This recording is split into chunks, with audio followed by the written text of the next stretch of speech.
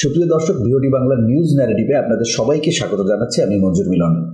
News ন্যারেটিভে আজকের অতিথি বিএনপির সহদপ্তর সম্পাদক তাইফুল ইসলাম টিপু। তাইফুল ইসলাম টিপু, আমাদের স্টুডিওতে আপনাকে স্বাগত জানাচ্ছি। ধন্যবাদ। আমরা আলোচনায় চলে যাচ্ছি। বিএনপি সহ যে দলগুলো আছে, রাজনৈতিক দলগুলো, বেশ কিছু রাজনৈতিক দলের সাথে বৈঠক হয়েছে নির্বাচন সংস্কার কমিশনের। এর আগের দিন আমরা দেখেছি যে প্রধান উপদেষ্টার সাথে বৈঠক হয়েছে। প্রধান উপদেষ্টার সাথে বৈঠকে আসলে নির্বাচন নিয়ে এনসিপি এবং বিএনপি পাল্টাপাল্টি বক্তব্য দিয়েছে। নির্বাচন কখন অনুষ্ঠিত হবে এই বিষয়টি নিয়ে বিএনপির যে দাবি, ডিসেম্বরে বিএনপি নির্বাচন দেখতে চায়, সেটি বিএনপি জোর গলায় বলছে এখন। অন্যদিকে এই সরকারের পক্ষ থেকে এখন পর্যন্ত ডিসেম্বরে নির্বাচনের যে বিষয়টি, সেটি কোনো ইঙ্গিত মেলেনি। সরকার এখনো বলছে যে ডিসেম্বর থেকে জুনের মধ্যে নির্বাচন হবে। তো এটি তো এই মুহূর্তে দেশের একটি বড় সংকট হয়ে দাঁড়িয়েছে। এটি একটি বিষয়। আর যদি এই বিষয়ে মীমাংসা না হয় টেবিলে, তাহলে তো আবার আমরা কোন দিকে যাচ্ছি? এই সংকট আমাদেরকে নতুন একটা বড় ধরনের সংকটের দিকে নিয়ে যাচ্ছে কিনা।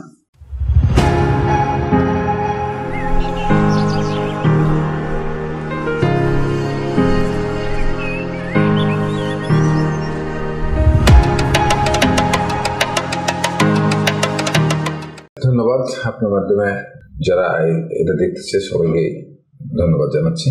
তো বাংলাদেশে নির্বাচন নিয়ে তো কথা আছে, জনগণ নির্বাচনের জন্য উদ্গ্রীব, ভোট প্রদানের জন্য উদ্গ্রীব। বাংলাদেশের রাজনীতির কাছারে একটা জিনিস বারবারই উঠে আসে, যখন ক্ষমতায় যারা বসে তারা মনে করে যে এই দেশটা তাদের মালিকানার মধ্যে চলে গেছে, আর যখন ক্ষমতার বাইরে থাকে তখন তারা অনেক সুন্দর সুন্দর কথা বলে। আজকে যারা এই সরকারের উপদেষ্টা পরিষদে আছে তাদের অনেকেরকে এই টক শোতে বা বিভিন্ন সেমিনার, সিম্পোজিয়াম অনেক বড় বড় সুন্দর সুন্দর কথা আমরা বলতে শুনেছি এবং দেখেছি, এবং সেটা শোনার পরে অনেকে উদ্বুদ্ধ হয়েছে। কিন্তু আজকে তারাই এই রাষ্ট্র ক্ষমতায় বর্তমানে আসার পরে তাদের মোটিভটা কেমন যেন পরিবর্তন হচ্ছে। যে আমার কথা হচ্ছে যে নির্বাচন তো একটা সময় দিতেই হবে। তো সরকার ক্ষমতায় আসার পরে এই সরকারের উচিত ছিল, আমি মনে করি যে প্রথম দিনে উচিত ছিল যে একটা রোড ম্যাপ ঘোষণা করা, কবে কখন কোথায় কোনটা করবে সেটা একটা প্ল্যানিং জাতির সামনে দিলে আজকে এই বিতর্কগুলো আসতো না। এখন সবাই সবার জায়গা থেকে মানে যার যার স্বার্থ দেখতেছে। যারা জনগণের সাথে যাদের সম্পৃক্ত নাই, জনগণের সাথে যাদের প্রতিনিয়ত যোগাযোগ হয় না, তারা একরকম করে ভাবছে। আর জনগণের সাথে যাদের বিএনপি, বিশেষ করে বিএনপি জনগণের সাথে সম্পৃক্ততা বেশি এবং জনগণকে নিয়েই তারা রাজনীতি করে, জনগণের শক্তিতেই তারা বারবার ক্ষমতায় এসেছে এবং এখনো তারা জনগণকে বিশ্বাসের মধ্যে দিয়েই তারা কিন্তু রাজনীতির ধারাবাহিকতা ধরে রাখছে। সেখানে জনগণের সেন্টিমেন্টকে ধারণ করে তারা নির্বাচনের জন্য একটা রোডম্যাপ চাচ্ছে। তো আমরা ডিসেম্বরকে বিএনপি টার্গেট করেছে। অবশ্যই এখানে কিছু যৌক্তিক কোনো বিষয় আছে, যেমন 1 বছরের অধিক সময় এই সরকার ক্ষমতায় থাকছে। এখন প্রথমত হচ্ছে যে সরকার এই সরকার যে কর্মকাণ্ডগুলি করছে, সেই কর্মকাণ্ডগুলোকে আপনাকে একটা জায়গায় যেতে হবে, সেটা হচ্ছে যে বৈধতা দেওয়ার জন্য পার্লামেন্টের প্রয়োজন হবে। সেই কারণে পার্লামেন্ট অত্যন্ত গুরুত্বপূর্ণ। এখন নির্বাচনের জন্য বাংলাদেশে কিছু মৌসুম আছে, সেই মৌসুমকে কেন্দ্র করে, যেমন ডিসেম্বর মাসকে টার্গেট করছে বিএনপি। আমার ব্যক্তিগত অভিমত যে ডিসেম্বর মাসে বৃষ্টিপাত কম হয়, প্রাকৃতিক দুর্যোগের সম্ভাবনা কম, তাহলে ভোটের পরিবেশ থাকবে, ভোটের উপস্থিতি বেশি থাকবে। তখন শীত, গরমকালও থাকবে না, মানুষ নিঃসন্দেহে নির্বিঘ্নে ভোটাধিকার করতে পারবে।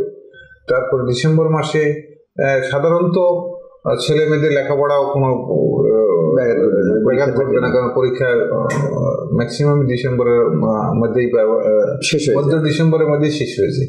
সেক্ষেত্রে সকল কিছু পরিবেশকে বিবেচনায় নিয়ে এসে বিএনপি চিন্তা করছে যে ডিসেম্বরে অ্যাপ্রোপ্রিয়েট টাইম, কারণ এরপরে যদি ডিসেম্বরের পরে যদি যাই তাহলে বিভিন্ন পর্ব আসতেছে, সেখানে নির্বাচনের জন্য যে পরিবেশ দরকার, খোলামেলা যে পরিবেশ দরকার, সবাই স্বাচ্ছন্দ্যভাবে পার্টিসিপেট যাতে নির্বাচন যাতে করতে না পারে, তার কিছু কিছু প্রতিবন্ধকতা দেখা দেবে। সেই কারণে সকল প্রতিবন্ধকতা দূর করার সর্বশ্রেষ্ঠ সময় আছে ডিসেম্বর মাস, এবং বাংলাদেশের ম্যাক্সিমাম নির্বাচনই কিন্তু শীতকালের দিকেই হয়।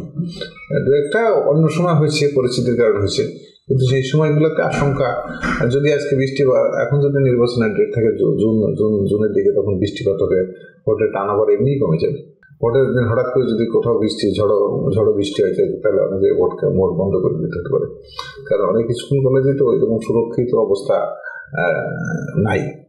তো সেক্ষেত্রে একটা সমস্যার তো সৃষ্টি হওয়ার আশঙ্কা তো থাকে। যে এই আশঙ্কাটা থেকে আপনার ডিসেম্বরের নির্বাচনটাকেই শ্রেষ্ঠ মনে করতেছে বিএনপি এবং জনগণও মনে করতেছে। কিন্তু এই যে এনসিপি এবং সরকারের সাথে বিএনপির যে টানা পড়েন, এটা আসলে একই সাথে বিপ্লবে অংশ নেওয়া, সবাই যুগপৎভাবে অংশ নিয়ে বাংলাদেশে একটা পরিবর্তন এসছে। তো এই যে যারা রাজপথের বন্ধু এক সময় সবাই সাথে একটা ভালো সম্পর্ক বজায় ছিল একটা সময় পর্যন্ত, কিন্তু হঠাৎ করে এই যে টানা পড়েন, এটা কি আসলে ভবিষ্যৎ রাজনীতির জন্য নেতিবাচক কোনো কিছু বয়ে আনবে কিনা? এখানে এনসিপি যারা করছে, এনসিপি মনে করছিল যে ইয়াং লিডারশিপ, ইয়াং ভোটাররা তাদের দিকে অটোমেটিক্যালি ঝুঁকে যাবে, কিন্তু আসলে রাজনৈতিক প্রেক্ষাপটটা অত সহজ না। কারণ আজকে দেখেন এনসিপির যারা নেতা হয়েছে তারা তাদের রাজনীতির বয়সও আপনার ছাত্র জীবনও শেষ হয়নি 7-8 মাস, অনেকেই 40 বছর, 45 বছর, 150 বছর রাজনীতি করছে। ধরেন আমাদের তারেক রহমান দীর্ঘ পথ পরিক্রমা, সে রাজনৈতিক ফ্যামিলিতে তার জন্ম, তারপরে কিন্তু সে দীর্ঘ পথ পরিক্রমায় জীবনের অনেক নির্যাতন নিপীড়ন সহ্য করে তারপরে দেশ থেকে নির্বাসিত অবস্থায়, এরপরে মানুষের কাছে বারবার যাওয়ার পরে মানুষ আলোচনা সমালোচনার পরে কিন্তু একটা লিডারশিপ এবং সেটেলমেন্টে এসেছে। রাজনীতিতে ইচ্ছা করলে কিন্তু নামের পাশে নেতা বানানো যায়, কিন্তু মানুষের নেতা হইতে হলে মানুষের কাছে মানুষের ত্যাগ যোগ্যতা লাগে। তো সেই কারণে তারা হয়তো মনে করছে যে টাইমটা যদি একটু বেশি নিয়ে যায়, তাহলে আমরা সংগঠিত হতে পারবো, বা আমাদের যেটা সরকারের থেকে যে সুযোগ সুবিধা এখন যেটা পাচ্ছে, যদি নির্বাচন যদি না, যারা নির্বাচিত হবে তারা যদি নির্বাচিত না হতে পারে, তার একটা আশঙ্কা থেকে তারা মনে করছে যে এই সরকারের বেটার সরকার মনে করছে। আবার এই সরকারে যারা গেছে তারা তো আসলে জীবনে কখনো কোনোদিন জনগণের জন্য পে করে নাই, আবার জনগণের জন্য তাদের কোনো ভূমিকা কখনো কোথাও আছে বলে আমার কাছে মনে হয় না। ম্যাক্সিমামে তারা কেউ চাকরি করছে, কেউ ব্যবসা করছে, কেউ তো বিভিন্ন জায়গা থেকে কেউ এনজিও চালাচ্ছে, সেখান থেকে তারা এখানে আসছে। এরা মনে করছে যে ক্ষমতায় আছে তো ভালো আছি, তা একটু লিঙ্গারিং হলে সমস্যা কি? বিভিন্ন জনের যার যার ব্যক্তিগত এজেন্ডা থেকে এই সমস্যাগুলো সৃষ্টি হচ্ছে। তো সমস্যা যত সৃষ্টি হবে আলাপ আলোচনার মধ্যে দিয়ে সমস্যার সমাধান হবে, এটা নিয়ে দুশ্চিন্তা করার কোনো কারণ নেই। ঠিক আছে, আপনাকে ধন্যবাদ। আসলে আলোচনা ছাড়া, সংলাপ ছাড়া আসলে কোনো সমস্যার সমাধান হয় না। প্রত্যাশা করি যে দ্রুত এই নির্বাচন বিষয়ে সরকার একটি রোডম্যাপ ঘোষণা করবেন, তাহলে এই নির্বাচন নিয়ে যে ধোঁয়াশা তৈরি হয়েছে, যে নির্বাচনের আকাঙ্ক্ষা 16-17 বছর ধরে জনগণ পোষণ করে আসছে, এটি তো সরকারও অস্বীকার করছে না। তো সেই যে সংকট, সেই যে ধোঁয়াশা দূর হবে। আমরা এবার একটু অন্য আলোচনায় আসবো। আমরা বেশ কিছুদিন ধরে দেখছি যে আমাদের সীমান্তে, বিশেষ করে আমাদের সবচেয়ে বড় প্রতিবেশী রাষ্ট্র ভারত থেকে পুশিন হচ্ছে। পুশিনের কতগুলো দ্বিপাক্ষিক সমঝোতা আছে বাংলাদেশ এবং ভারতের সাথে, সেখানে কিছু চুক্তি আছে যে আসলে পুশিন তোমার দেশে আমাদের দেশের যদি কোনো নাগরিক থাকে অবৈধ কিংবা তার ভিসা নাই, এরকম নাগরিক থাকলে দ্বিপাক্ষিক কিছু চুক্তি আছে, সমঝোতা আছে। সেই সমঝোতার ভিত্তিতে সেই লোকগুলো ভারতের যারা আছেন বাংলাদেশে, তারা ভারতে ফিরে যাবেন, আবার বাংলাদেশি যারা আছেন তারা বাংলাদেশে ফিরে আসবেন। কিন্তু কোনো নিয়ম নীতির তোয়াক্কা না করে ভারত প্রত্যেক দিনই আমরা কোনো না কোনো সীমান্ত দিয়ে শুনছি অসংখ্য মানুষকে তারা পুশিং করছে। আসলে এই যে হঠাৎ করে এই পুশিংটা বেড়ে যাওয়া, বা একেবারে অনেক গোত্র ধরে অনেক বেশি লোক, এমনকি তাদের মধ্যে অনেক আইডেন্টিফাই করা হয়েছে অনেককে যারা ভারতীয় নাগরিক, তো বাংলাদেশের নিরাপত্তার জন্য এটা হুমকি কিনা, আসলে আপনি কি মনে করেন? আসলে এই দেশে তো ভারত বিভিন্নভাবে প্রভাব বিস্তার করতে চায় এবং বিগত দিনগুলোতে প্রভাব বিস্তার করেছে। এখন তাদের মধ্যে দুইটা বিষয় আমার কাছে মনে হয়েছে, দুইটা বিষয় কাজ করছে। একটা হচ্ছে যে এই সরকারের সাথে তাদের সম্পর্কের মধ্যে একটা উষ্ণতা আছে, উষ্ণতার কারণে ওনারা এই সরকারকে বিভিন্নভাবে চাপে রাখার জন্য এটা করতে পারে। দ্বিতীয়ত হচ্ছে যে এই দেশের মধ্যে যারা বিগত ফ্যাসিস্ট সরকারের যারা অনুসারী ছিল তারা এখনো অনেকেই আত্মগোপনে আছে এবং এদের সংখ্যাও কম না। তারা হয়তো সরকার, ভারত সরকার মনে করছে যে যদি মিনিমাম ফ্যাসিলিটি আমরা যদি চাপে না রাখি তাহলে মানুষগুলো যদি ভারতের মধ্যে ঢুকে পড়ে, তারা মনে করছে যে লক্ষ লক্ষ মানুষ যাতে ভারতে ঢুকে পড়তে পারে। সেক্ষেত্রে ভারতের বর্তমান যে কাঠামো আছে সেই কাঠামোতে কোথাও না কোথাও আঘাত আনতে পারে এবং ভারতের মধ্যে যে ভারতের বিভিন্ন প্রদেশের মধ্যে যে অশান্তি আছে নাই তা না, তারাই অশান্তি যে কোনো সময় যে কোনো প্রদেশ, অনেক প্রদেশই স্বাধীনতা চাচ্ছে এবং সেখানে সংগ্রাম চলছে। কিছুদিন আগে পাকিস্তানের সাথে তাদের একটা যুদ্ধ ভাব ছিল, তারপরে তারা কৌশলগত কারণেই যুদ্ধ থেকে বিরত রাখছে।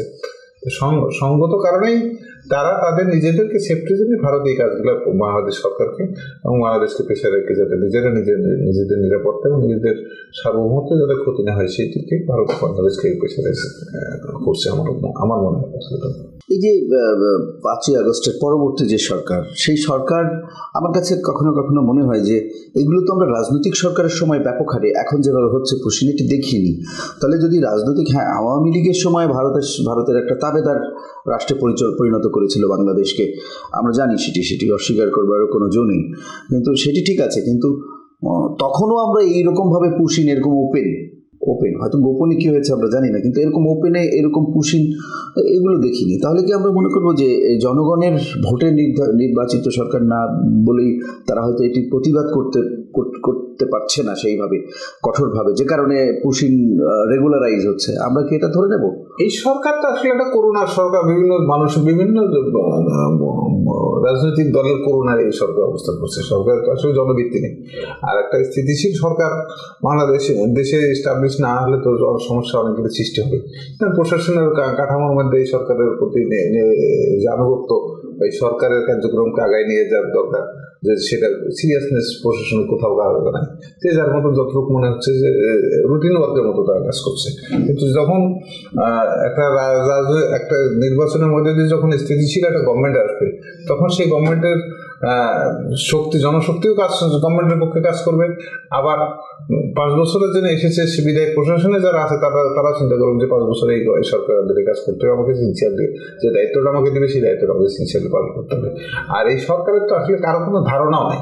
বর্তমানে যারা উপদেষ্টা পরিষদে আছে তাদের অধিকাংশেরই কোনো ধারণা নাই, সরকারের ধারণা নেই, মানুষ সম্পর্কে ধারণা নেই, মানুষের সাথে তাদের যোগাযোগও নেই। এই মানে কোনো মতে চলছে এরকম একটা অবস্থা। আর আরেকটি বিষয় আমরা আলোচনা করতে যাচ্ছি, সেটা হলো যে এই যে মানবিক করিডোর, আসলে এই মানবিক করিডোর নিয়ে এখনো আসলে সরকার খোলাসা করছে না। আসলে মানবিক করিডোরের বিষয়ে আসলে জাতিসংঘ কিংবা স্বার্থ সংশ্লিষ্ট যে রাষ্ট্রগুলো রয়েছে, আমরা জানি যে একদিকে ভারতের স্বার্থ রয়েছে আমাদের এই করিডোর ইস্যুতে, অর্থাৎ মিয়ানমার কেন্দ্রিক, সেখানে মার্কিন যুক্তরাষ্ট্রের স্বার্থ রয়েছে, চায়নার স্বার্থ রয়েছে। তো এরকম একটা পরিস্থিতিতে, এরকম একটা মানে সময় বা এরকম একটা প্রেক্ষাপটে আসলে আমাদের এই মানবিক করিডোর দেয়া হবে কি হবে না, এই বিষয়টি আসলে নির্ধারণ করবে কি? সিদ্ধান্ত নেবে সার্বভৌমত্বের প্রশ্নে তো অন্তর্বর্তীকালীন সরকার বা অস্থায়ী সরকার, সেটাই যে নামে বলেন, এরা সার্বভৌমত্বের প্রশ্নে সিদ্ধান্ত নিয়ে রাখে না, এরা রুটিন ওয়ার্ক করবে। এদের দায়িত্ব হচ্ছে রুটিন ওয়ার্ক করা এবং রুটিন ওয়ার্ক করে মানে স্থিতিশীল জনগণের পছন্দের সরকারের কাছে তাদের ক্ষমতা হস্তান্তর করা হচ্ছে। অন্তর্বর্তীকালীন সরকার বা তত্ত্বাবধায়ক সরকার যেটাই বলেন তাদের কাছে। কিন্তু এখানে সার্বভৌমত্বের প্রশ্নে যেখানে জড়িত সেখানে তারা এই বিষয়ে সিদ্ধান্ত নিতে পারে না, নিয়ে রাখতে হবে না।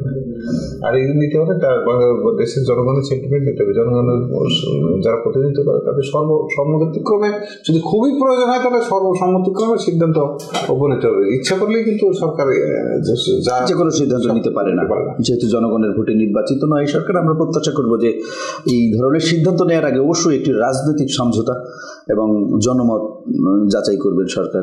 তো আমরা আলোচনা শেষ করার আগে আসলে আপনাকে একটি বিষয় আপনার কাছে থাকবে যে আসলে এই সরকারের প্রতি আপনার আহ্বান কি থাকবে, যেহেতু একটি অন্তর্বর্তীকালীন সরকার? এই সরকার তো বিভিন্ন সময় বিভিন্ন ইস্যু সৃষ্টি করছে, ইস্যু মানুষের কাছে দিচ্ছে, বিভিন্ন সময় বিভিন্ন কথাবার্তা বলে এটাকে একটা মানে অস্বাভাবিক পরিবেশ সৃষ্টি করছে। সরকারের মূল কাজটা হচ্ছে কি যে স্থিতিশীল একটা সরকারের কাছে দেশের রাষ্ট্র ক্ষমতা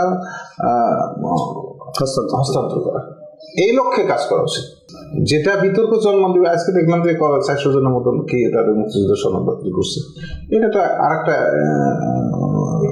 ইস্যু সামনে তুলে আনলেন। এক এক সময় সরকারের সরকারের যে ফাংশনটা, সেই ফাংশনটা না করে আরেকটা নতুন ফাংশন করে, কেউ বলে 5 বছর চাচ্ছে জনগণ, কেউ বলে 2 বছর চাচ্ছে, একজন এক এক কথাবার্তা বলে। কেউ সেটা কি জনগণ কত বছর চাচ্ছে এটা তো জনগণ নির্ধারণ করে একটা প্রক্রিয়ার মধ্যে। সেক্ষেত্রে সরকারের মূল কাজটা হচ্ছে যে জনগণের চাপ অনুযায়ী দ্রুত জনগণের পছন্দের সরকারের কাছে ক্ষমতা হস্তান্তর করা, এটাই হচ্ছে সরকারের প্রথম। ইসলাম টিপু, আপনাকে অসংখ্য ধন্যবাদ, আপনার মূল্যবান সময় আমাদেরকে দিয়েছেন। সুপ্রিয় দর্শক, আমাদের নিউজ ন্যারেটিভ আজকের মতো এখানে শেষ করতে হচ্ছে। আগামী পর্বে দেখা হবে অন্য কোনো অতিথিকে নিয়ে। সেই পর্যন্ত সবাই ভালো থাকুন, সুস্থ থাকুন, নিরাপদেই থাকুন। ধন্যবাদ।